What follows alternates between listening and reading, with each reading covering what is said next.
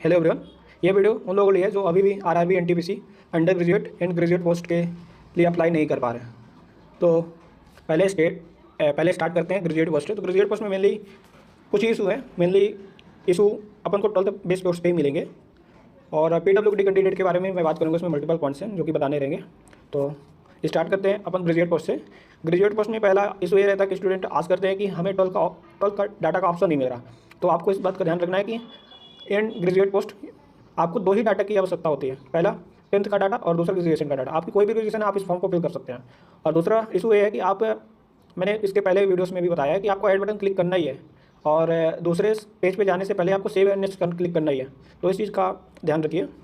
और इशू भी आता है, इससे किसी का पेमेंट नहीं हो रहा और सर्टिफिकेट अपलोड नहीं हो रहा। तो आप फॉर्म जो है लैपटॉप से ही भरें और जो भी डॉक्यूमेंट्स स्पेसिफिकेशन दिया गया है उसके अकॉर्डिंग ही भरें, अदरवाइज इशू आएगा। ओके, तो नाउ 12th बेस की बात कर लेते हैं।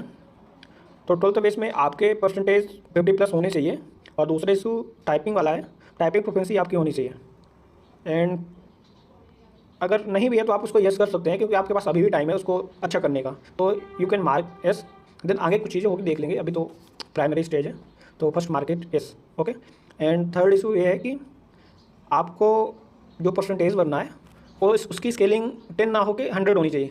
लाइक अगर आप इस तरह भर रहे हैं 9.27, क्योंकि कुछ कॉलेजों में स्केलिंग अपन को इंटर में 10th स्केल पे मिलती है। तो अपन को 9.27 ना भर के इसको 92.7 बनना है। अगर आपका percentage CGPA to percentage conversion formula 100% है तो आपको इसको 92.7 बनना है। अगर आपका CGPA to percentage conversion formula 0.95 है, क्योंकि 2 ही कन्वर्जन फार्मूला मेनली होते हैं, एक 0.95 एक पूरा 10 का होता है। मतलब अगर आपकी स्केलिंग 10 में हुई है, आप उसको परसेंटेज में कन्वर्ट कर रहे हैं तो उसके लिए आपके कॉलेज की तरफ से एक फार्मूला दिया जाता है आपको।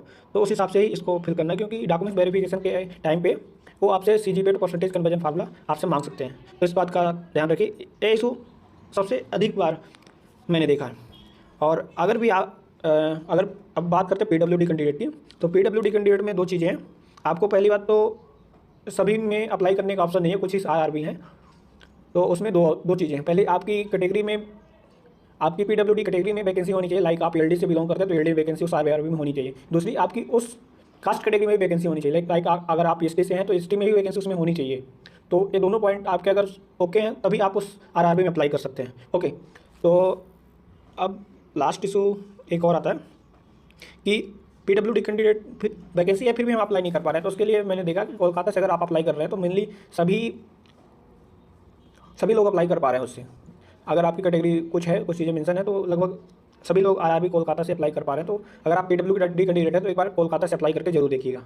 ओके, अगर अभी भी इससे रिलेटेड आप लोगों को ग्रेजुएट नॉन ग्रेजुएट में इशू आ रहा है तो आप क्या कर सकते हैं, डायरेक्ट हमें क्वालिफिकेशन डिटेल का स्क्रीनशॉट भेज सकते हैं। ना कि आपको ये नहीं करना कि आपको ये वाली विंडो भेज रहे हैं, हमें आप केवल 12th क्वालिफिकेशन वाली विंडो भेजिए जिसमें आप क्वालिफिकेशन डिटेल फिल किए हैं, दिस विंडो।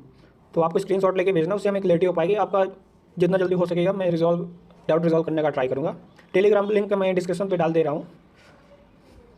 तो you can take the screenshot of this window and share into the Telegram group. You can hide your detail also if you want. Okay, thank you for being here.